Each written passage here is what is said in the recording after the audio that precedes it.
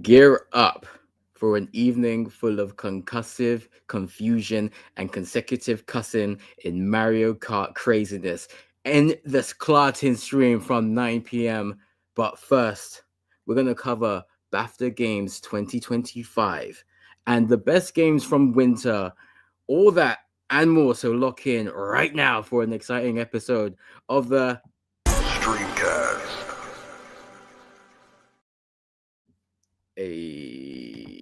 welcome in everyone.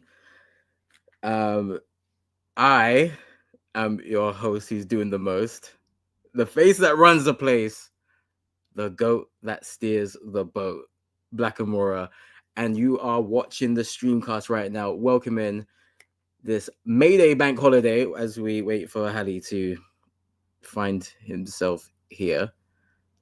We are gonna press on with the stream because from 9 p.m., like I said in the sting, we're doing a Mayday Mario Kart bank holiday stream, 3 hours of the next community night.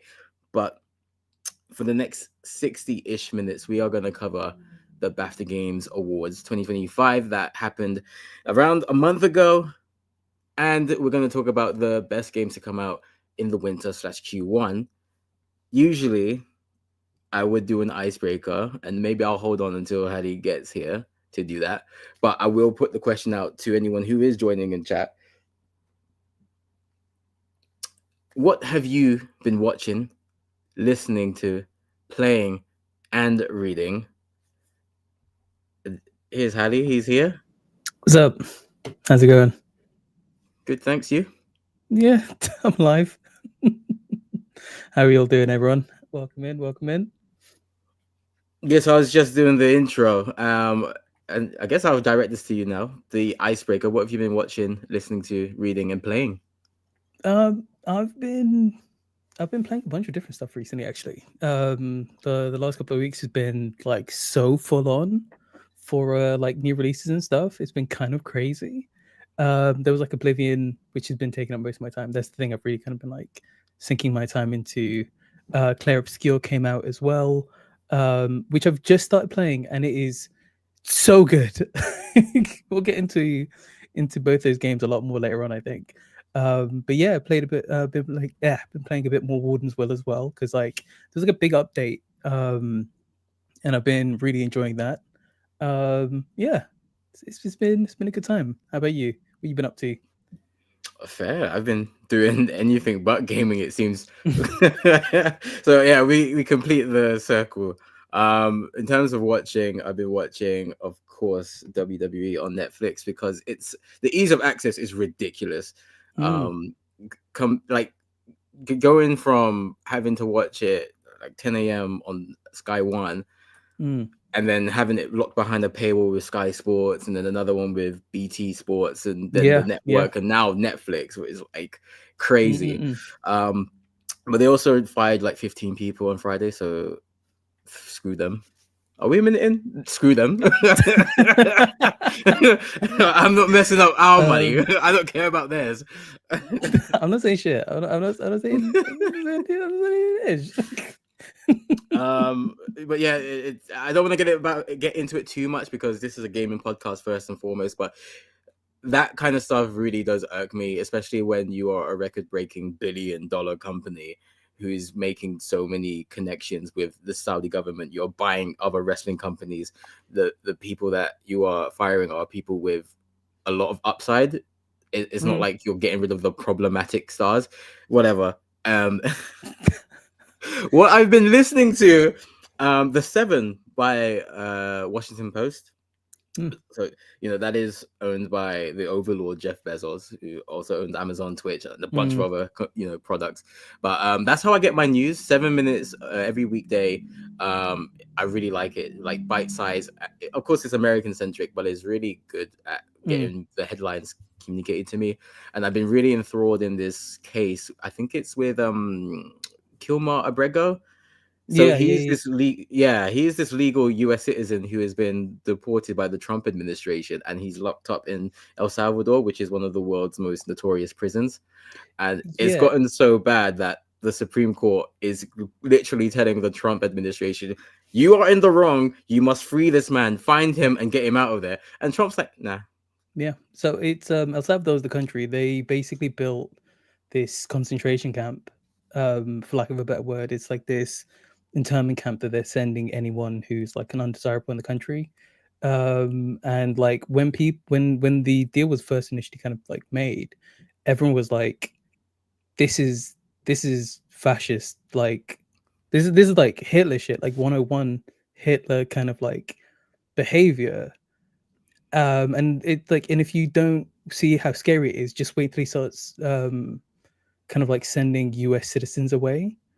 And everyone was like, no, he's not going to do that. And then he immediately started doing that. And he immediately also started saying that he was going to do this to more US criminals because Kilmar Garcia isn't a criminal, and he legally is in the country.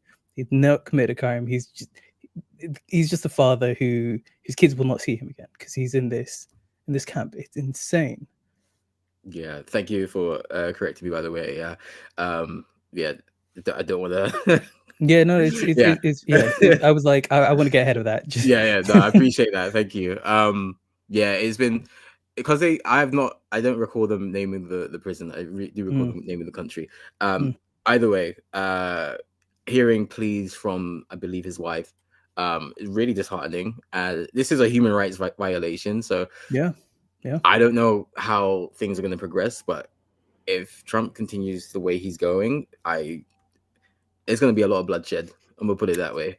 It's scary, man. It's real scary out here. And I feel like, it is a good thing. Even though our podcast is predominantly gaming, I don't think we should ever shy away from kind of like talking about subjects like this, because like the ramifications it has kind of on the world at large is quite staggering. Like, as much as we're not in the US policy affects the rest of the world. 100%. And like, and even if it didn't, I think of acts of fascism like this, like the construction of camps and like sending away like political dissidents and that kind of stuff is horrifying. And I think everyone has a responsibility to say something about that. Very much in the same way with Israel and Palestine and the genocide that's going on. I think it's morally unconscionable that people don't say anything or choose not to look. I get that like everything is hard and kind of the world is terrible at the moment, but it's like there's people without voices who are dying every day, and if we can give kind of voice for those people and kind of direct the people that we know and we kind of love, like, please, if you can, do give to Palestinian like relief fund. If you can, give to charity to kind of like help kind of get aid and food and medicine to the people in like these conditions. It'll mean the world, you know. Absolutely. And that's one thing I've always wanted with this podcast. I don't want to be one of those, I want to keep politics out of my podcast, actually. I don't, because that's inherently infactual and disingenuous for people that look like us. Our existence is political to some people. So there's no way that something that we are proud to put our faces and our names to can remove ourselves from any like justice or political statements. It's not going to happen. 1,000,000%. Is like, I feel like kind of putting the curtain back.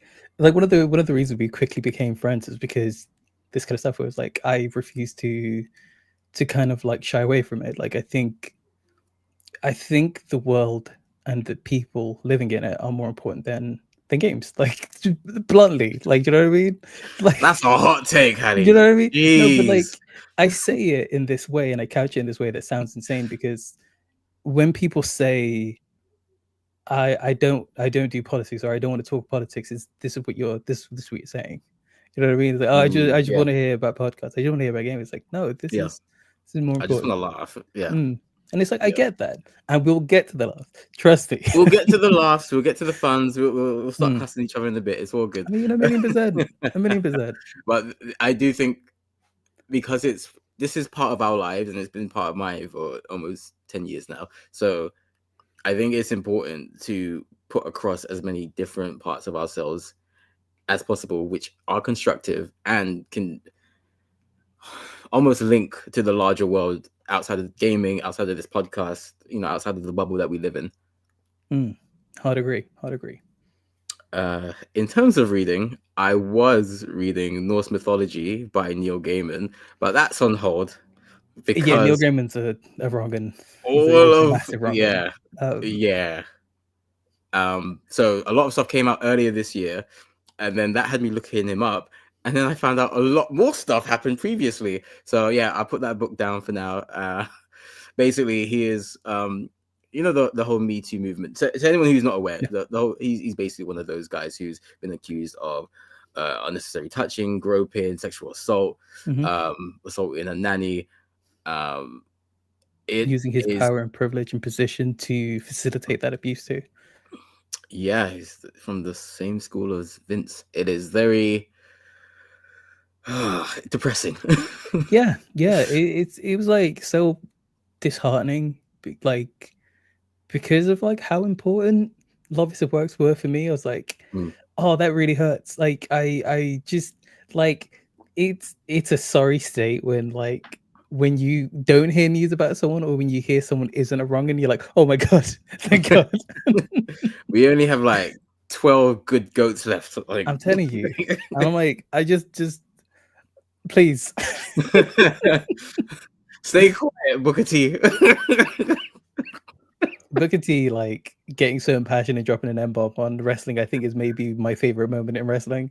Because I was just like, yeah, just like me. Hulk Hogan was probably so used to saying it back then that Booker T just got caught up in his vernacular. No, but like Booker T's just a black man, isn't it? He can say that as much as he wants. It was that moment where he was like, he forgot that he was on national TV, and it was so beautiful. It was just like, you were just really in the zone, isn't it? You just really in the zone. Yeah, it was so in character.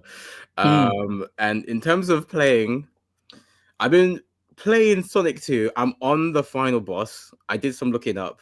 It is the final boss, and it is meant to be that hard because you can't get any rings. So one hit, you die.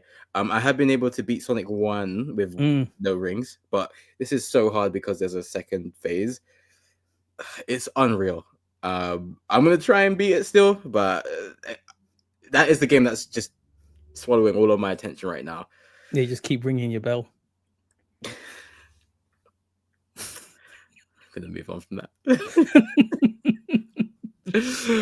As I said in the opening sting, from 9 p.m. BST tonight, we are going to crash and cuss in concussive, confusing Mario Kart for your clot right here on our Twitch channel, twitch.tv/. No, run that back. One more time. That was too slick. One more time. Tell them again. Reload it.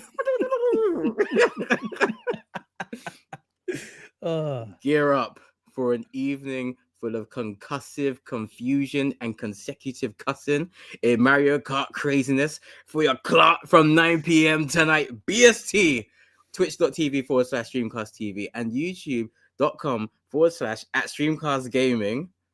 3 hours at least, because I've got the whole week off work. We're gonna crash. You crashing? And then in 3 weeks' time, we smashing. Hey, look, is Mario Kart tonight? I think the thing I hate the most about my Switch being dead is that I can't cause problems on Mario Kart. That hurts me so much. Yeah, I've seen some of your work. It's the chaotic agent in me is very impressive. Like I genuinely think Mario Kart brings out the worst in me, and I'm not saying that I'm not much better usually, but like Mario Kart brings out the worst in me. It doesn't help that recent studies have said Mario Kart is the most stressful game of all time. So you are adding to a lot of that stress, Hali. I hope you're proud of yourself. I am. Cool. Next question. On that note, Gears of War has been announced to be releasing for the first time ever on PlayStation this summer. I believe it's in August. That's crazy. I never thought I'd see the day where Gears of War is going to be on a PS5. We are so close to getting Halo on PS5, and that's crazy to me. Can I make 2 consecutive hot takes that are going to sound insane, right? Oh boy. Firstly, right, I don't like new metal. And Gears of War is just new meta Halo, and like I just it's not for me. That's all right. Like, To be fair, okay. I don't really. Go. I mean, it's not Gears of War isn't a game that I care about personally, but I know many people do. And growing up, when I decided to stick with PlayStation and get a PS3, and a lot of my friends went over to get the Xbox 360, they spoke about Gears of War and Halo almost every day. It was like those were the only two games they cared about playing. So for that to now make the jump to PlayStation, regardless of whether you like the game or not personally, I think that is a huge piece of news. And that's why I was like, that's huge. And I wanted to mention that. I'm not going to pick up Gears of War. I don't care about it personally. I'll never play it. But can I give you my second hot take? Because not liking new metal isn't a hot take. It's just it's not good metal and it's bad rap. So like, what are we doing? Like, I'm sorry. I'm sorry if you like Fred Durst. That's your own fault. Whatever. Right? Wait, is this a Limp Bizkit joke or something? Yeah. Like, I always refer to Marcus Phoenix, the guy who's like the main character of like Gears of War, as Fridge Durst because he just looks like Fred Durst, but fridge size. Like I was like, allow it, innit? My second hot take is that's crazy. I never realized that until you said it, but now I'm picturing that. Shit, you're right. I'm always right. I'm always right. Man, I might play the game now. That's crazy, bruh. My way or the highway. It's a highway that I'm off. But like my second hot take, right? And like again, I can see people typing angry already in it. I need people to relax and just hear what I'm saying before you jump down my throat. I don't care if Halo goes cross-platform. I don't think that's generally a bad thing. And people are gonna get real salty about that. I think it's again like I'm not a fan. I'm not a fanboy to the degree of like I'm in this camp only. As a consumer, I think it's best for all of us if we have the ability to kind of like consume things where we can meet like the game. Do you know what I mean? Rather than having to like buy a PC or like buy a specific console or something, because that's like a lot of money. Like it's a lot of money. Yeah. So if you can like play Halo on PlayStations, great, because like for me, I love Halo, and like it's like one of the most important like franchises for me. Even if they kind of fell off a bit. That's not a hot take either. They really did. But I still love them, and like I will always go back to Halo 1, and I will just fall in love again. Like it's one of those franchises for me. I even read the books. So like if more people can like consume that and enjoy it in a way that I did, or kind of like have similar experiences to me, that's great. I like that. Like what's the problem with it? Oh, that's fair. Yeah, I was saying I think I was trying to say it with a very positive inflection, because I think it's cool that games that were once gate kept to one console are now being shared. I think it shows a maturity in the games industry as a whole, and I think that people who are going to get hurt about it are a bit sad, because that doesn't stop you from playing the game on Xbox if you want to play the game on Xbox. And here's the truth. Say one more time. Say one more time, please. I don't think they heard you. Yeah. I don't think they heard you. Reload it. Reload it. We need a button. We need a button. we gotta find that out. Halo being on PlayStation literally does not stop you from enjoying it on Xbox. And I feel like here's the sad truth: Halo and Gears of War weren't strong enough titles to bring people over to buy the Xbox One, because when the PS4 came along, everyone went back to PlayStation. So people were only missing out on playing the games, and now they get a chance to play those games. I think it's just monumental, because it is like say Usain Bolt actually signing for Manchester United and playing football for them. Back in 08, I just think that's a huge thing objectively. Subjectively, I don't care about either franchise, whatever. But I think objectively, it is a pretty big piece of news. And I think I personally think it would be cool for Mm, Halo to jump to PlayStation. Also, the same way we've seen the big PlayStation IPs like God of War and Spider-Man jump over to PC, and there were plenty of people who were sad about that, and I think those are sad people. I think we're seeing that happen here, and I think it's a mindset change. Whereas in the noughties, it was all about ownership and possession. And no, if you want to play Spider-Man, you have to get a PlayStation. If you want to play Halo, you have to get an Xbox. Whereas Yeah. now it's like it's more important for these games to be played. I don't think enough people were poor and didn't have choice. You know what I mean? Like, is that crazy to say? Because like growing up and not having like a lot of money or like disposable kind of income for stuff like consoles and games and that kind of stuff, like really makes you appreciate when you have the options, right? So Sure. it's like there's a certain part of me, and this was the thing I did with the PlayStation 4. So I went PlayStation 4 except at Xbox One, mainly because there were so many PlayStation games that I had never experienced and I never had the chance to experience. So I was like, maybe this is the generation. Let me like I've actually got money in my own pocket. I can buy myself a PlayStation 4. Let me dive in. Let me like see what I was missing, right? And I'm like, if I could have done that without spending like 300 quid or whatever it was like back then, that would have been great. Sure. Sure. Yeah. Well, I think, yeah. For me, I personally don't hate the fact that we got to experience unique games because we picked up new consoles. They enriched our gaming lives. And for me, I don't, yeah, money is just a number to me. It's fine.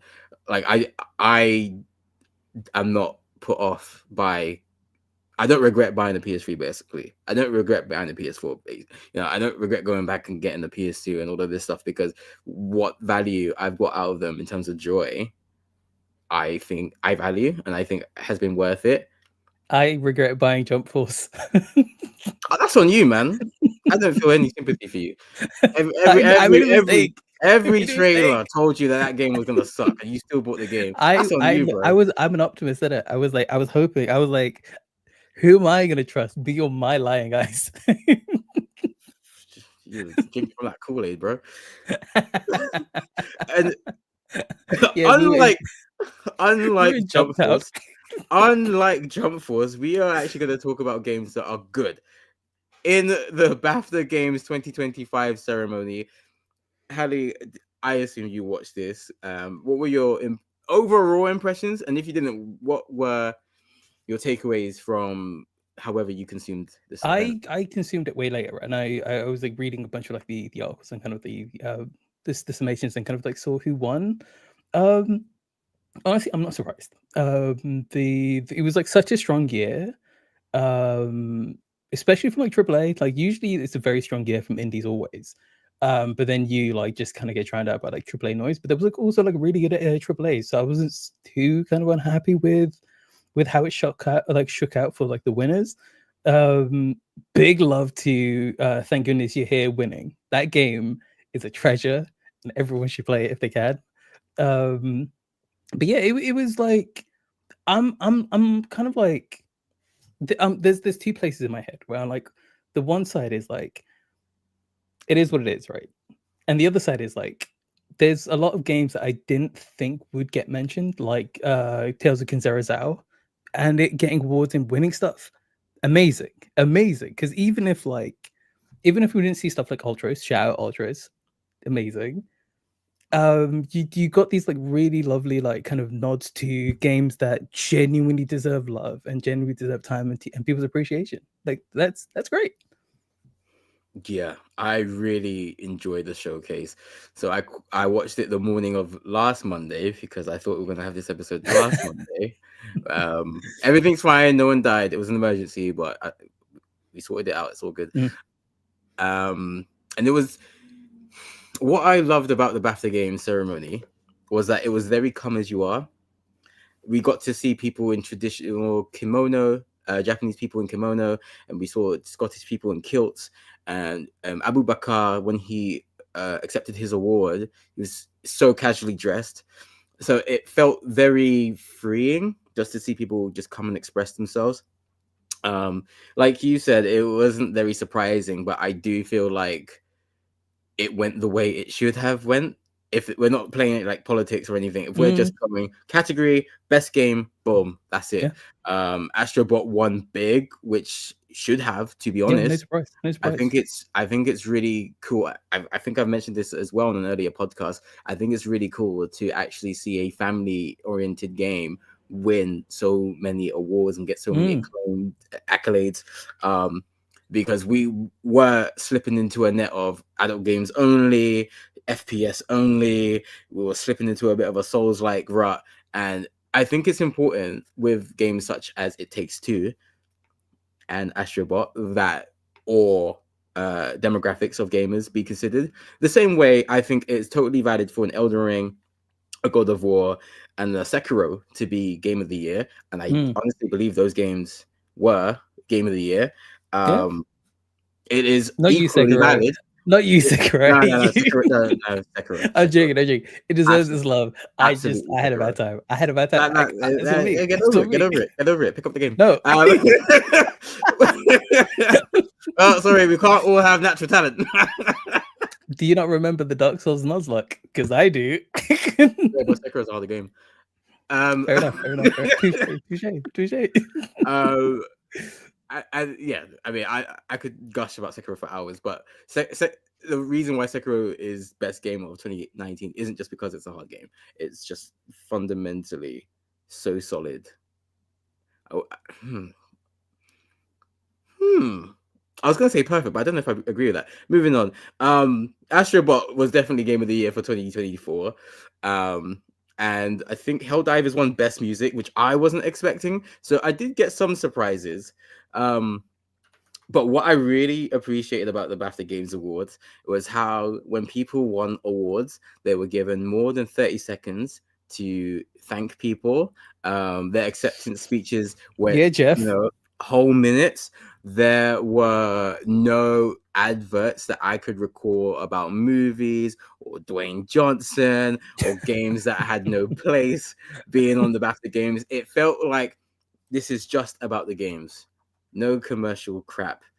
And that is what the Games Awards ceremony should be like. And I've already said I'm pretty much done with the Games Awards until they fix that and get someone other than Jeff hosting. But the BAFTA Games might be my new space because it was about 2 hours, I think, and it flew by. Phil Wang, the host, was pretty good. Phil Wang's hilarious. He's such a funny dude. Like, I love him in Taskmaster. I would like different hosts each year. I think Britain and the world has so many talented people who could just host a game ceremony. It doesn't have to be the same person every year. I would personally like to see that. Different backgrounds. Let's diversify it up.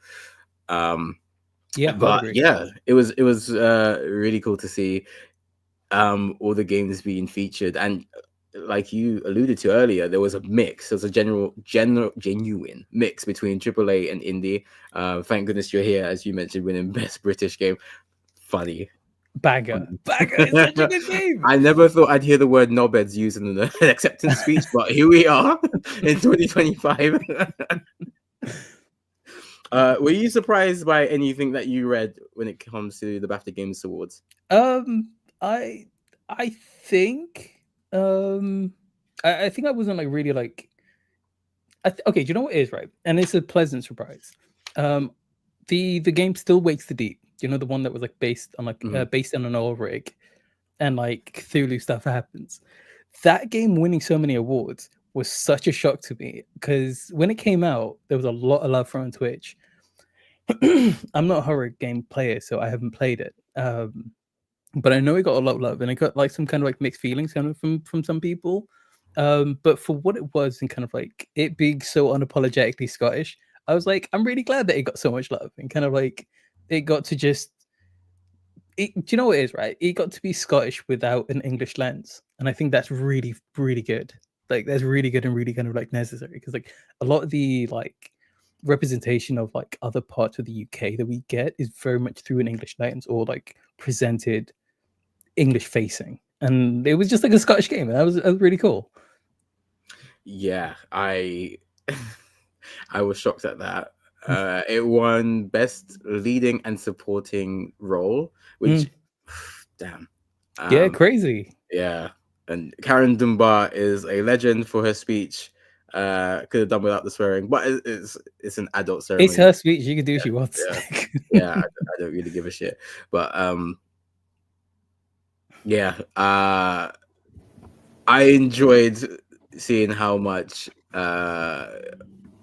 praise and how excited people got whenever that game came on the screen. Yeah, it felt authentic. Like you said, I think the unabashedly Scottish nature of it really brought out a childish joy out of me. So yeah, I was thrilled to see it win multiple awards. Shout out Akira. Welcome in. You did play Akira. Yeah. Maybe I'll go back at some point and stream it. I think it's on Game Pass. I'll check. And the Yoko Shimomura won the Fellowship Award, which was very cool and very deserving. Yeah.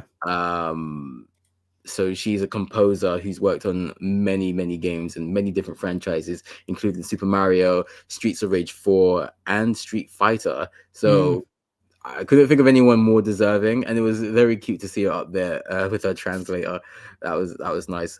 The two of them, I think, had a shorter speech than Chris Judge, so I was very surprised. That's not that hard, though, is it? I love Chris Judge. Like, he's just such a funny guy, and like, kind of because like I grew up watching like Stargate as well. I've got like such an embedded love for him, and then him being in like God of War, I was like, oh, amazing! This is the first God of War I play, and it's Chris Judge. Come on! And then when he won the award, I was cackling. Yeah, I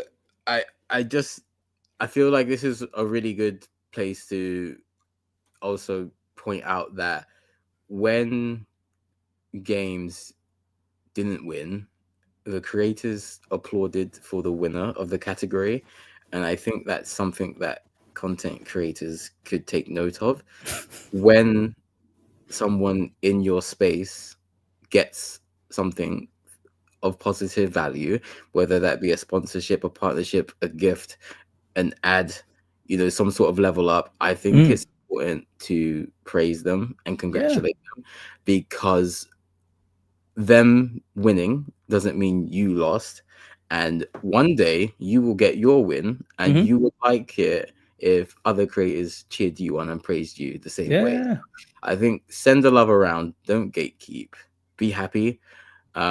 We are all in this space to make a positive difference, right? And hopefully for more than just oneself. So I think that's important to note.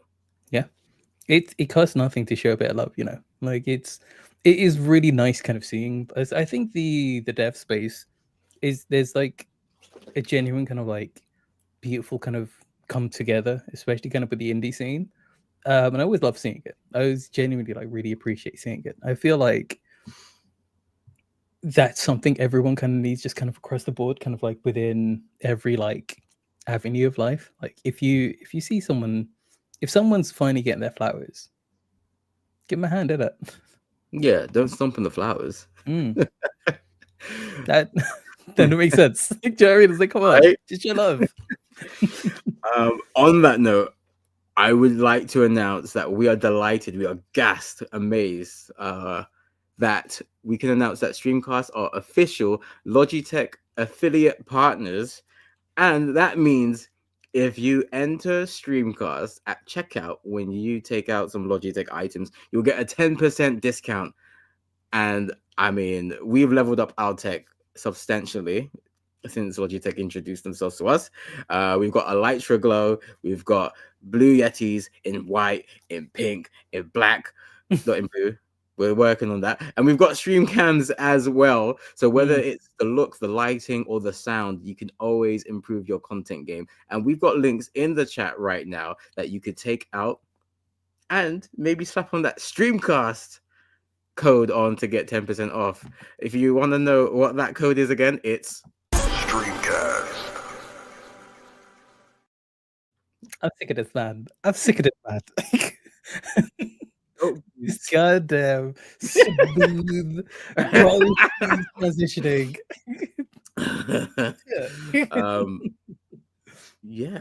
So we've got a ton of other products as well. And if you use the links that are in the chat, we may get a commission, which also allows us to put better shows and more great stuff Yeah. across to you people, such as our Cozy Cafe last year, Dash and Smash a few years back. Yeah, we're trying to build that community, and through Streamcast Club, we'll be able to do just that, which is our Patreon. And there is a free tier, so you don't have to, fork away any money. You can support us for free, but there's going to be more information on there where we bring people together through gaming, which we have been doing for many years and hope to do through many, many more, both online, through the screen, and offline together. Yeah. So It's pretty on. smooth. Pretty smooth. Is this a pre-recorded bit? Is this? It's too clean.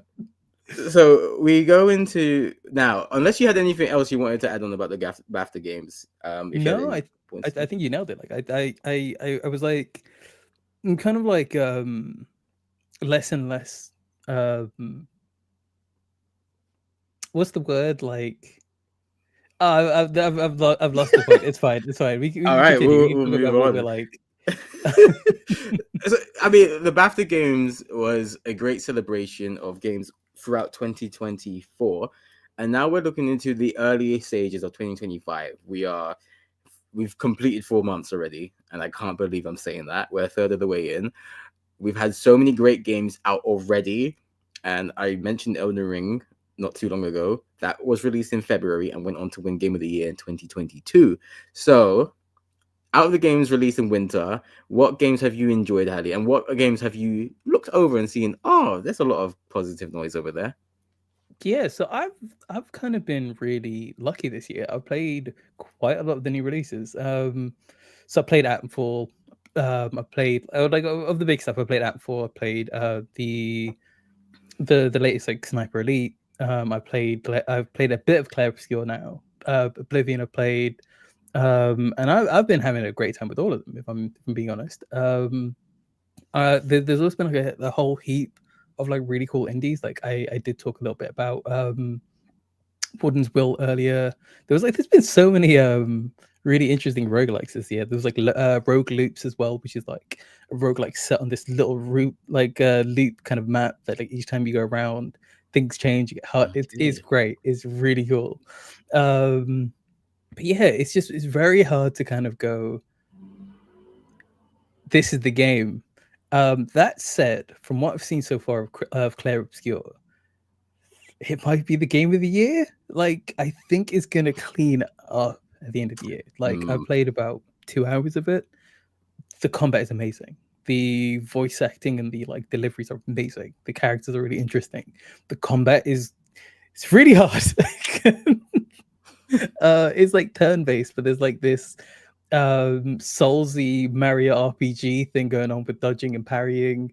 And it's like it's a lot to kind of like keep up with all together, especially if you're not like a Persona player or like a JRPG kind of like player. But I'm learning and I'm figuring it out. But yeah, from every angle I've seen so far, if they can stick the landing, I think it's going to be game of the year. I'm gonna say that right now, unless something else comes out later in this year that like comes out of left field as much as this did. I don't think it's gonna get topped.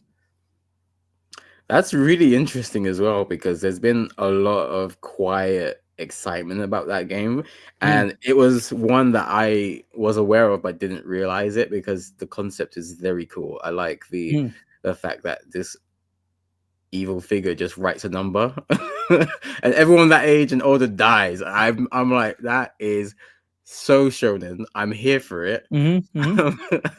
I'd love to cover that, but I am happier that people who I think might enjoy the game more than me are covering it and enjoying it, and the game getting so much love is important, because I think what the games industry needs is a variety of games that are amazing, not just one type of game. Like we have seen at times a specific genre just take over, and then you just see, oh, we like this game, so we wanted to make our own version.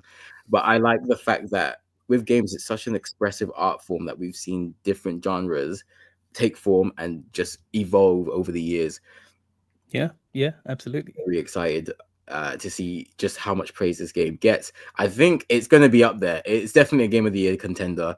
It's got the trademark 5 stars, 10 out of 10, 10, 10, 10, 10, 10, that thing. When I see that, I'm personally like, oh, Me too, right? But like from what I've played so far, especially because it's so far outside of my wheelhouse, and I'm still really like locked in. Like usually this kind of turn-based kind of RPG is very much a put off for me. Because I'm like, let me dodge, let me dip, let me dive. But I'm already kind of going like, oh, I'm gonna break this. I'm gonna like build craft the hell out of this to do like stupid amounts of damage and just have like really high dodge or something. There's already things in my brain that are like whirring, and that's a good sign. That's how you know you've got me. Is if you can make me want to do stupid things in your game. I think that's a very good sign, especially because it's not your typical game, and you said that you would drop a game normally that was made of that ilk. So Yeah. I think that speaks to the amazing dedication and the skills of the developers who built that game. I think there've been some really strong contenders over the winter. I think Marvel Rivals is one that should definitely be up for a conversation for Game of the Year, even though there's a ton of controversy regarding the devs. But the game is, I actually think is monumental how big that game has become and how much it's taken over. There's not something I foreseen, because I've seen those kind of games. Like anything with the Marvel label slapped on it is very 50-50. Spider-Man, very good. Avengers, very shit. So you never know what you're gonna get. And then you get like Guardians of the Galaxy suffering because of Avengers, and then you get Midnight Suns, which was a good game, but not many people. It was so niche. It was so niche. It's such a niche game. But then Marvel Rivals seems to tick all the right boxes. People are still playing it now. I'm very excited for people who are enjoying that game. And I think that should, if the world is fair, I think that game should get the accolades, and it entered into the Game of the Year conversation. Yeah, 1,000,000% agree. Like I think there's a stigma kind of in treatment for free-to-play games at like kind of an award level. Especially when it comes to stuff like arena shooters or kind of like hero shooters and stuff. I also think anything that can shake up the marketplace that Overwatch has dominated for so long is something we should focus on. That's an important and huge thing. That's a big deal, right? Yeah, I played a bit of Marvel Rivals, kind of when it originally dropped, and it's pretty fun. I did immediately figure out how to annoy my teammates.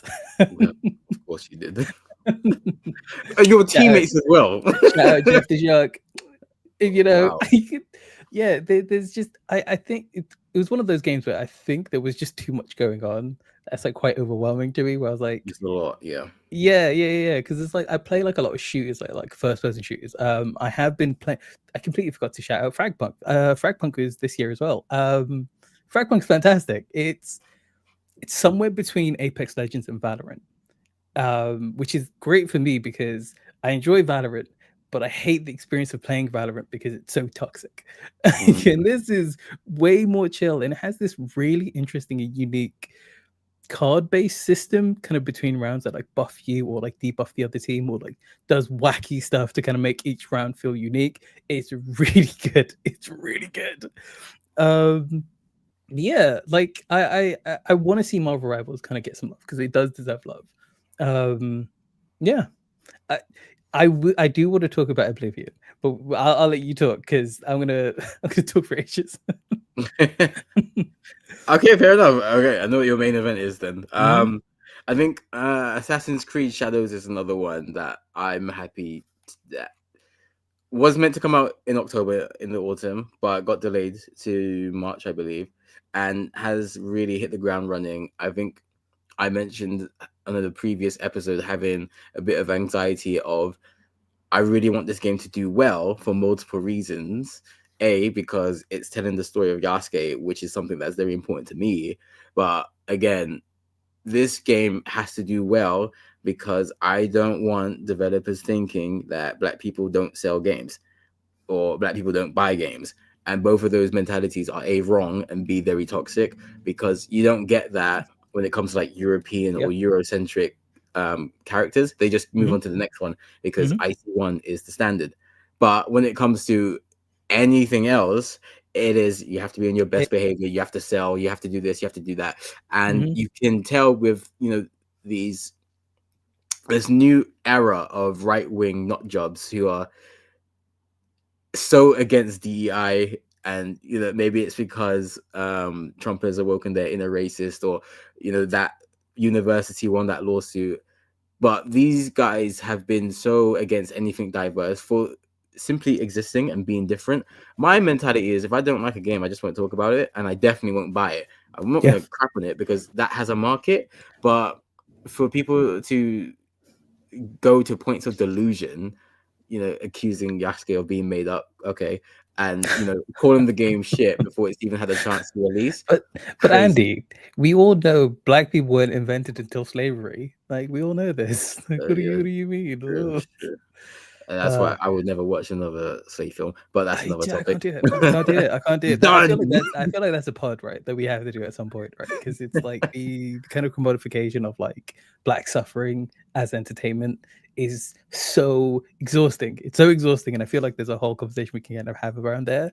There is. I do want to watch Sinners. Same. I need to watch Sinners. I'm trapped inside. Damn it. It's like everything about that movie is so very much me kind of coded. Like, you know, the kind of the bluesy, kind of like the hunky tonk thing, the vampires, like the tension, like all of it. I'm like, yes, that all sounds amazing. It's not about slavery and kind of like it. Do you know what I mean? It's so good. It's so good. I'm here. I'm ready. Also, Ryan Coogler. Has negotiated Ryan Coogler, brother. Full ownership after 25 years, which is generational sick shit. Like whoever negotiated that, if it was Ryan himself, deserves a star on the Walk of Fame. Whoever if there was an agent involved, that man deserves a $1 million bonus. $1 million. Yeah. That's such a sick deal, and it's partly because the distributors maybe thought the film wouldn't sell well, but fuck you, that's what happens. So yeah, I'm really happy. This is Black History. We're witnessing Black History happen every month. We've seen a black man win the German football championship. We're seeing Ryan Coogler make history here. I love it.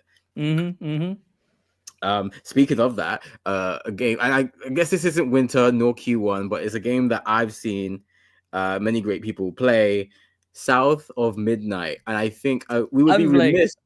I know someone on this very channel, on this very show, this very two-man power podcast trip has played and enjoyed. I've enjoyed watching Hali play. South of Midnight. I love it so much. It's so fun. I mean, I've even played it, but it is exactly what it needed to be. It was fun. It's different. It has mythology. It's not locked into stereotypes. It is it uses a lot of the mythology, and it's not Greek or Norse, thank God. I'm just grateful for the story that it tells and the music. Thank God we just have a black game where being black isn't the game. Do you know what I mean? Like they're just black, and the culture's black, and the history is black, and that's great. And it's not like, do you know what I mean? It's not the focus. There's so much going on in that game, and the music. You're right. The soundtrack. If the soundtrack doesn't win awards, I'm a riot. I'm a riot. Right? You're gonna punch your glass case. No. I'm gonna break my screen. But yeah, oh my God, the soundtrack is fantastic. I never thought being chased around by horrible monsters to big band music was what I was missing, but if it is like, it's so good. Yeah, it is so good. The music had a bit of Hamilton vibes to it when you were running away from, was it Molly? Yeah. Crazy. this is the other thing, right? This is the other thing, and I've said it on stream a couple of times. Twitch.tv/Streamcast. Dreamcast Check us out. TV. Yeah, Streamcast TV on Twitch. Follow us there. But yeah, I've talked about it a few times on stream, right? But like back in the 90s, there was this thing that used to happen a lot where movies would have soundtracks where the non-diegetic music would be talking directly about the things that are happening in the movie, right? And it was like the 80s and the 90s and the 70s. It was like a big thing for a long time. Then it kind of just like died out when cinema got serious in the 2000s and everything was like dark and brooding and just kind of shit. And this game has that, where like the things that are haunting you or hunting you or you're trying to like pick apart, or like the greater mystery, the songs will talk about them directly, and it is so good. It's so good because like there's this, I don't want to spoil it, there's one bit where they keep whispering the creature's name, and it is such a good bounce in like otherwise like just genuinely really good music. You just kind of like, oh, I'm about to fight this thing. It's so good. It's so good. It's almost quite Nollywood in that, because a lot of their songs will the lyrics will legit reflect the situation going on in the movie. So I agree with you wholeheartedly. I think there has been enough time away from that in America where that can come back and it can feel fresh, cool, and not cringy. And I think South of Midnight has hit it right out of the park. Massive shout out to Compulsion Games for our copy of the game that Hali has been promoting and streaming all up on our Twitch channel, twitch.tv/Streamcast TV. Streams almost every day. But yeah, it's been such a delight, and I'm very happy that that game is. This has been like one of the first major Xbox titles that I've been truly invested in. I'm happy it's done well. Starfield did pretty well too. Redfall unfortunately didn't do that well, but that was like the third game in that new era of Xbox where they were acquiring their own studios and trying to come up with banger after banger after banger. And South of Midnight is a certified banger. I think that's going to be Game of the Year contender. It should be. It genuinely, if it isn't on podium at some point, it's a crime. Like that's a whole ass up. I'm just gonna say that right now, right? If you haven't played South of Midnight, and if you're on the fence about it's a stop motion masterpiece. It's so good. It's so good. Just play it. Trust me. If you trust me on anything, trust me. It's great. Go play it. Can I talk about Oblivion now?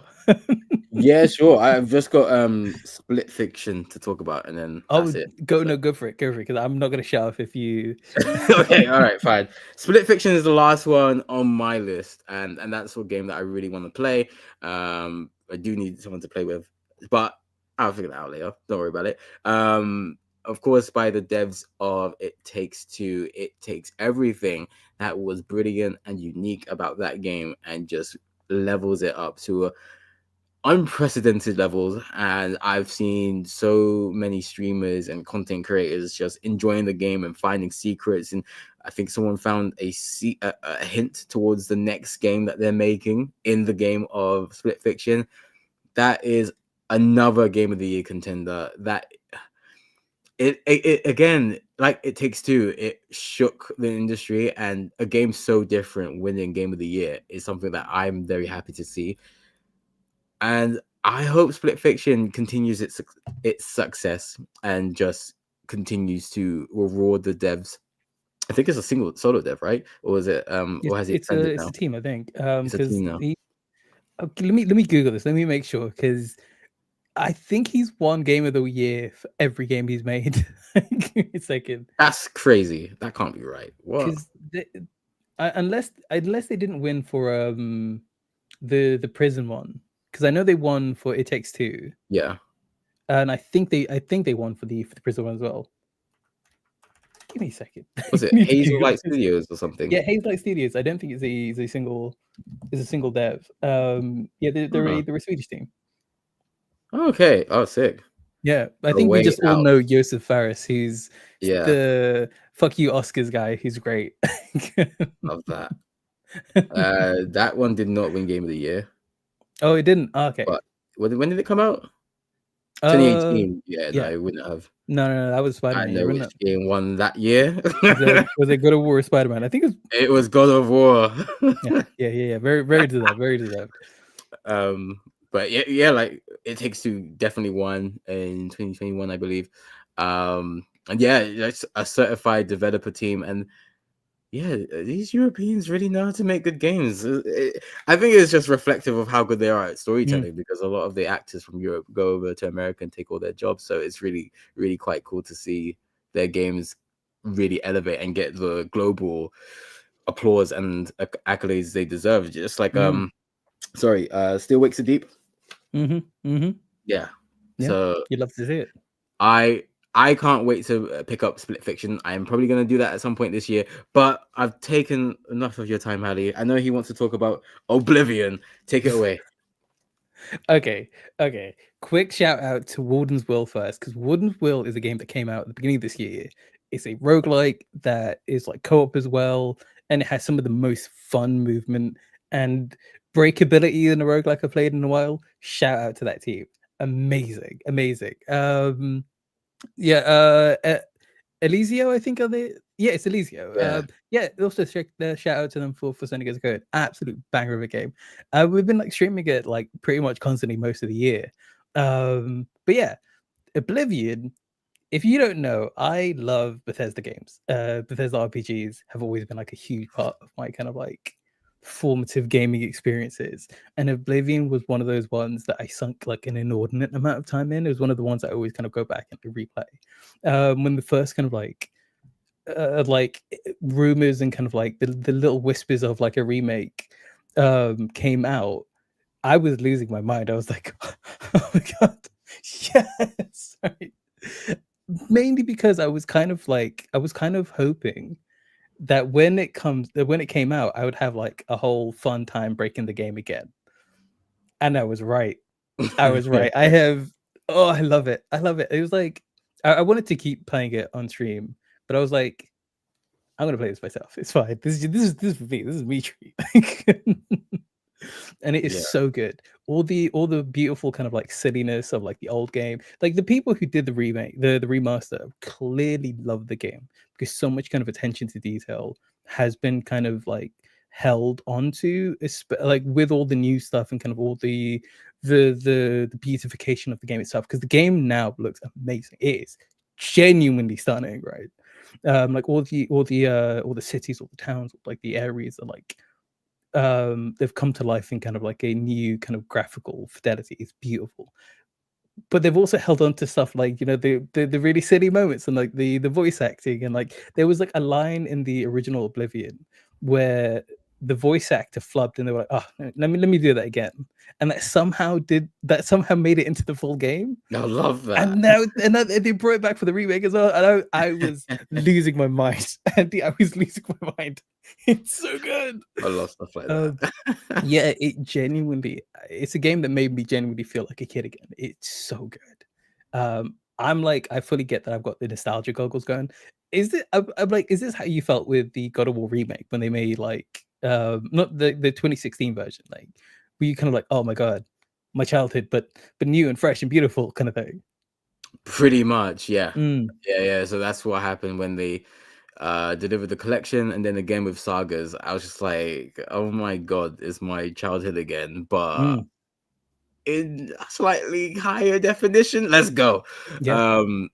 And that's why I've been so excited about the Greek Saga remake as well, because even though these are games I've platted and completed and 100%ed before, this old experience is going to become completely new in the stage of life I'm in. So definitely feel this. I definitely feel where you're at. I've spent like a lot of time as well, like trying to figure out what old glitches work, which has been really fun. Like genuinely really fun. Like I've like and it's genuinely a shocking amount of them still work. That's crazy. It's really good. And I think they did it on purpose, mainly because like they knew the audience, and they knew the audience likes those bugs and likes those kind of glitches and abuses that you can kind of do to the systems. But I've also found so many more. It is such a gift to me. It's games like this, right? And if you remember when I was like streaming Stalker 2, like I almost love breaking games more than the games themselves. But if the game is also really good and really fun, that's like a double whammy perfect thing for me. And that's the experience I'm having right now. I'm so entirely happy for you, man. I think Thank it's just I think it's Hali at his purest, where he's just been able to break a game and the game is happy for you to break it, you know? All the old glitches work, and like watching you waste so much time in character creation and you giving birth to handsome Squidward as your son. I think it's perfectly Hali, and I'm very happy for you, because the same way God of War 2018 brings me so much joy when I play it, Oblivion is clearly giving you the same joy. And yeah, all Bethesda, a lot of Bethesda games that I've seen you play. Yeah, I went too absolute there. A lot of Bethesda games that you play, there's a very authentic and genuine smile and laugh that comes over your face when you play those games, and it almost seems like the jankier the better. Oh yeah. That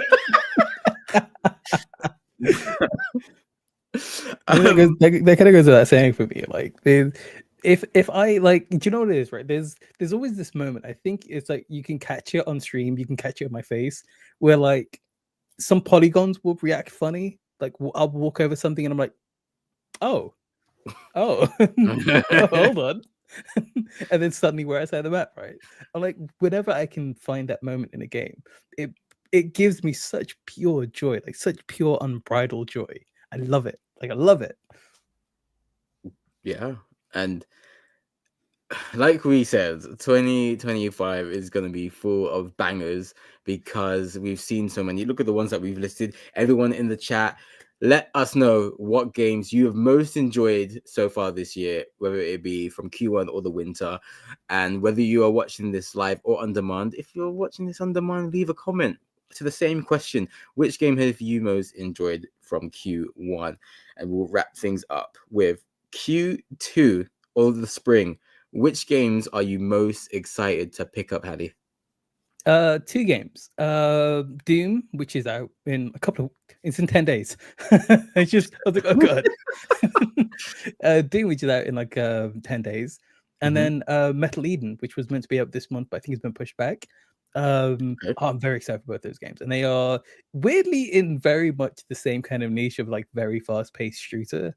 With Metal Eden kind of being more like parkour free running, Ghost Runner sort of style of like movement, where Doom is Doom. This one does seem like a very much a slower paced, kind of more methodical Doom. But I love Doom, so I'm like, just give me Doom. Give me Doom is crazy.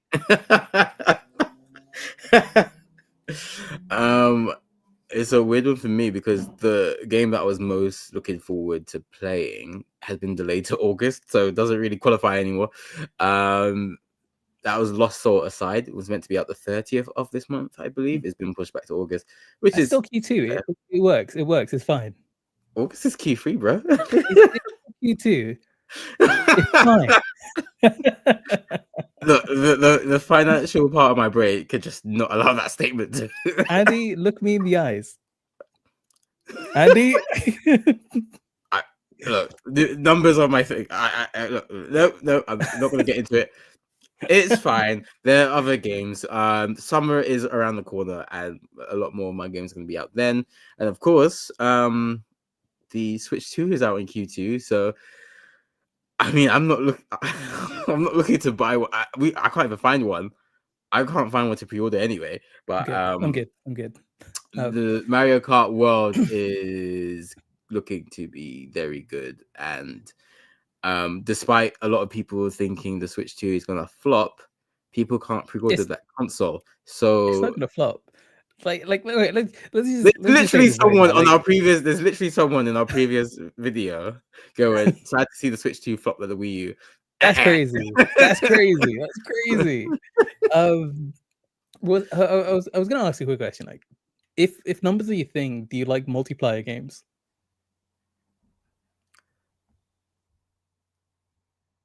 Well, I think that's a perfect time to end the episode. Oh, it's been a minute since I've been kicked. Right after this podcast ends, I have put a link into the chat. It's gonna be Mario Kart Kart and Madness from 9 p.m. BST. Community night is back. And Hali, what are you streaming this week? Light week for me this week. I'm only streaming on Thursday. We're going to be playing a new indie game. I don't know if I can talk about it just yet. We'll talk about it on Thursday. Keep an eye on socials. I'm a professional.